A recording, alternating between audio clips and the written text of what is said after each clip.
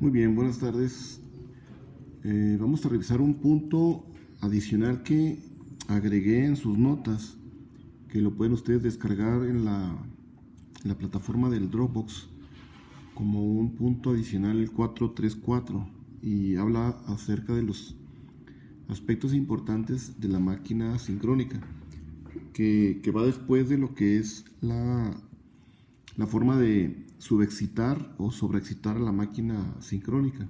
Entonces, algunos de los puntos que aquí van a ustedes a revisar adicionales es lo siguiente. La máquina sincrónica que se conecta ya sea como motor o como generador, dependiendo de la aplicación, se dice que no está transfiriendo nada de potencia, sino que simplemente se puede encontrar flotando en la conexión hacia el bus infinito. Y en esta condición la potencia prácticamente va a ser igual a cero, y su factor de potencia es también igual a cero. Es decir, ahí la corriente de estator prácticamente, que puede estar en adelanto o en retraso con el voltaje del estator, se encuentra a 90 grados, ¿verdad? Entonces esto no va a producir realmente nada de potencia. La magnitud de la corriente del estator, es decir, la corriente de inducido, la IA, va a estar cambiando mientras se esté variando la corriente de campo. Entonces, recordemos que podemos variar la corriente de campo, va a variar el voltaje de inducido o la tensión de inducido, y esto provoca pues una variación, un cambio en la corriente de inducido. Sin embargo, la corriente aquí es una corriente totalmente reactiva, ¿verdad? Porque está a 90 grados con respecto al voltaje del estator. Si nosotros vemos a la máquina sincrónica desde sus terminales, esta máquina básicamente es como si se estuviera comportando como un inductor variable. Por eso la máquina opera en su forma inductiva o puede también operar en su forma capacitiva. Entonces puede estarse viendo como un inductor o un capacitor variable, mientras la corriente de campo está siendo variada o modificada. Una máquina sincrónica sin carga, es decir, no tenemos ahí potencia, es conocida como un condensador sincrónico. Por esa razón, los motores sincrónicos se usan como si fuera un condensador que está proporcionando potencia reactiva o está recibiendo potencia reactiva. Por esa razón se utiliza generalmente para tratar de regular la tensión en terminales en un sistema de transmisión eléctrico en las líneas de alimentación. Otro método de poder variar ahí la potencia reactiva es cuando se utiliza la electrónica potencia, que es a través del control de estado sólido de dispositivos semiconductores, donde se utilizan inductores y capacitores, que es una forma ampliamente utilizada para realizar también la regulación de tensión en líneas de transmisión. Entonces, una es con el motor sincrónico, que es una máquina en movimiento, y la otra es a través de la tecnología con dispositivos de estado sólido, que son pues los IGBTs, los SCR, los GTOs, etc. Bien, para comprender un poco más estos conceptos, ahí van a encontrar ustedes en sus notas el siguiente ejemplo, que es un ejemplo del libro de Zen, es el ejemplo 6.1, y el ejemplo dice lo siguiente: en una fábrica se instala una máquina sincrónica trifásica con una capacidad de 400 kVA a 4000 volts, junto con motores de inducción. Ahí se dan las cargas que tienen las máquinas, tanto el conjunto de motores de inducción como el motor sincrónico. Entonces, los motores están a una capacidad de 500 kVA y están demandando un factor de potencia de 0.8 en adelanto. El motor sincrónico tiene una capacidad de 300 kVA y tiene un factor de potencia unitario en 1.0. Entonces el problema lo que pide determinar es el factor de potencia total de la combinación de la carga de motor de inducción con el motor sincrónico. En el segundo inciso se pide mejorar el factor de potencia de la fábrica de tal manera que la máquina sincrónica se sobreexcite y con esto poder demandar una corriente ahora en adelanto, sin ningún cambio en su carga y sin sobrecargar el motor. Se pregunta hasta dónde puede ser mejorado el factor de potencia de la fábrica. Entonces aquí es determinar la corriente y el factor de potencia del motor sincrónico para esta condición. Entonces, revisando ese problema, ustedes lo pueden seguir también en el libro. Aquí lo vamos a ver con la solución y dar una explicación de lo que ustedes pueden ahí ir siguiendo. Entonces, en el ejemplo, pues tenemos las cargas de los motores de inducción y tenemos la potencia que provee el motor sincrónico. Entonces, primeramente es calcular las potencias tanto real como reactiva de los dos dispositivos, es decir, del conjunto de motores eléctricos de inducción y la potencia también del motor sincrónico. Entonces, la potencia real del conjunto de motores de inducción, pues es simplemente el producto de la potencia, de la capacidad de los motores y el factor de potencia que se encuentra en 0.8. Esto nos da una potencia real de 400 kilowatts. Esto para el motor de inducción. Aquí MI significa motor de inducción.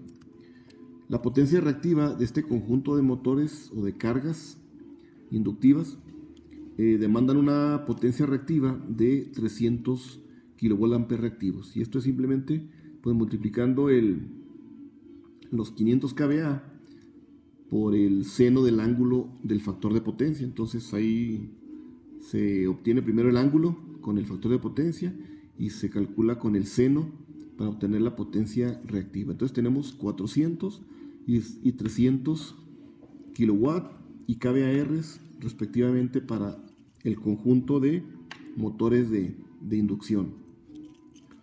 El motor sincrónico por su lado se calcula su potencia real. Recuerden que la potencia real es la potencia activa, la potencia útil, que está definida con la letra mayúscula P. Entonces, como el motor sincrónico está a un factor de potencia unitario, pues la potencia aparente y la real son la misma, son 300 kilowatts para el motor sincrónico. Entonces aquí MS significa el motor sincrónico.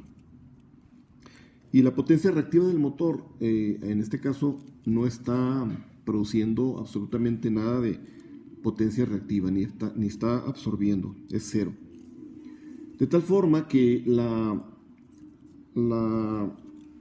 potencia real y la potencia reactiva total del sistema, pues es la suma de las potencias que se tienen en los motores de inducción y en el motor síncrono. Entonces simplemente aquí la potencia en la fábrica es sumar las potencias real y la reactiva, dándonos aquí 400 y 300, 700 kilowatts de potencia real. Entonces esta es la potencia real del sistema completo. Y la potencia reactiva es solamente la que provee o la que está demandando ahí la carga de los motores de inducción, que es una carga de 300 kVA reactivos. De tal forma que la potencia compleja total o la potencia aparente total de la fábrica, pues es la suma de los cuadrados de las potencias tanto real como reactiva. Entonces ustedes ahí elaboran el cálculo de esta potencia activa, de la potencia aparente, dándonos un valor de 762 kVA reactivos. Y el factor de potencia total que tiene la fábrica, pues simplemente es la relación potencia real entre potencia aparente. La potencia real, pues toda la potencia que es la suma de las dos potencias de los motores de inducción y del sincrónico, que son los 700 kilowatts, sobre los 762 que aquí se calcularon, dándonos un factor de potencia de 0.92 en atraso, ¿verdad? Que no es No es malo ese factor de potencia, sin embargo, es posible mejorar ese factor de potencia a un valor más alto, cercano a la unidad. En el siguiente inciso se pide mejorar, ¿verdad?, el factor de potencia. Entonces, de los datos de placa que tenemos tanto de los motores de inducción como de la máquina sincrónica, sabemos que la máquina sincrónica tiene una capacidad hasta 400 kVA. Entonces se determina el valor máximo de potencia reactiva que esta máquina sincrónica tiene capacidad de poder entregar. Entonces, como la máquina sincrónica sirve de un condensador para entregar potencia reactiva, entonces se puede entregar de esta potencia una cierta cantidad de potencia reactiva. Entonces, la potencia reactiva que puede el motor síncrono generar como máximo puede demandarse sin llegar a exceder la máquina a su capacidad de los 400 kVA.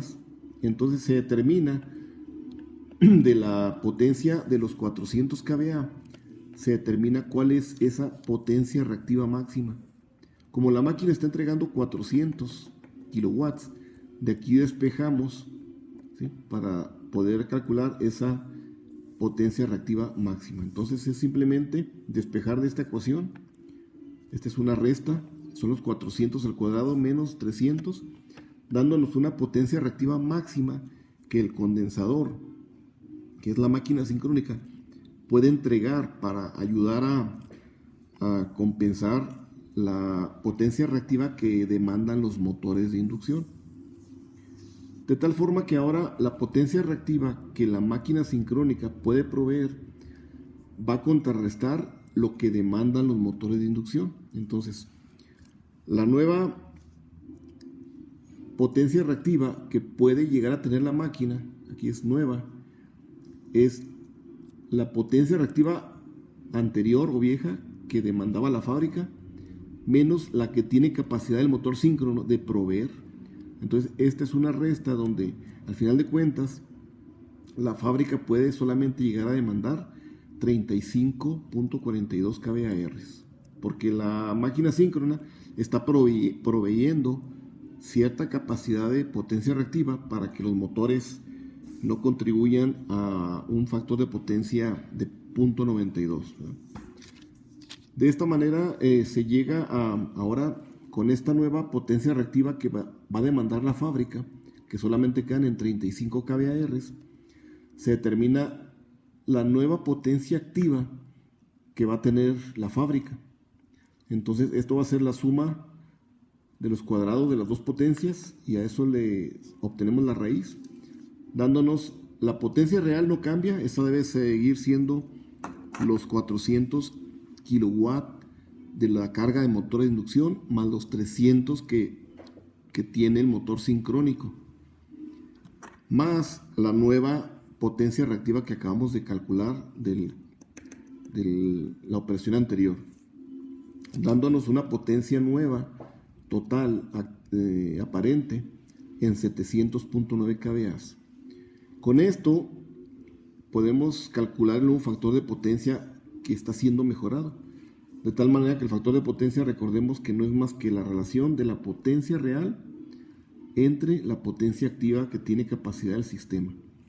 Entonces la potencia real no cambia, o sea, sigue demandándose 700 kilowatts, pero esta potencia activa se modificó. En lugar de tener los 762 del inciso anterior, solamente se reduce a 700.9, y esta relación nos da un factor de potencia de 0.999. De aquí pues se ve que el factor de potencia anterior de 0.92 se ve mejorado a 0.999, muy próximo a la unidad. Si ustedes revisan el triángulo de potencias, aquí pueden verlo con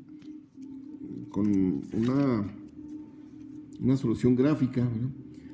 El triángulo original del inciso A representa el triángulo azul que va aquí hasta abajo y tiene una potencia reactiva de 300 kVAR, que son los que demandan la carga de motores de inducción. Tiene por aquí una potencia aparente, que es esta hipotenusa, que son los 762 kVA originales. Y el factor de potencia de 0.92 tiene un ángulo de 23.07, que es el coseno inverso de 0.92. Como nosotros vamos a utilizar el motor síncrono para proveer potencia reactiva, entonces la potencia máxima reactiva que puede entregar el motor síncrono la calculamos en 264 kVAR. Si restamos los 300 menos los 264, el nuevo triángulo que nos va a quedar en la fábrica va a tener solamente una potencia reactiva de 35 kVAR, reduciendo con esto la cantidad de potencia reactiva que el sistema va a estar demandado. Cambia lógicamente la potencia aparente, se reduce del triángulo que teníamos original a un pequeño triángulo donde se ve reducida esta potencia aparente a solamente 700.9 kVA. Entonces si ven la diferencia, hay un porcentaje que se reduce la potencia nueva aparente demandada. La potencia real es el eje X, esta potencia queda exactamente igual, no cambia, en los 700 kilowatts. De esa manera, el nuevo factor de potencia de 0.99 pues tiene solamente un ángulo muy pequeño de 2.9 grados. ¿Verdad? Con eso, el motor sincrónico ayuda a compensar el exceso de potencia reactiva que demandan los motores de inducción. Entonces el motor síncrono, que es un condensador sincrónico, pues permite mejorar el factor de potencia, ¿verdad? Y con eso la fábrica pues se ve mejorada, dándonos un factor de potencia próximo a la unidad. Entonces en sus notas pueden ver ustedes las notas actualizadas, porque agregué este problema más otro que vamos a ver en un próximo video. Entonces les recomiendo que actualicen ahí sus notas, vean cuáles notas se modificaron para que las impriman, y sobre esas notas puedan ustedes pues repetir el ejercicio, ¿verdad? Y entender y comprender los aspectos del ejemplo.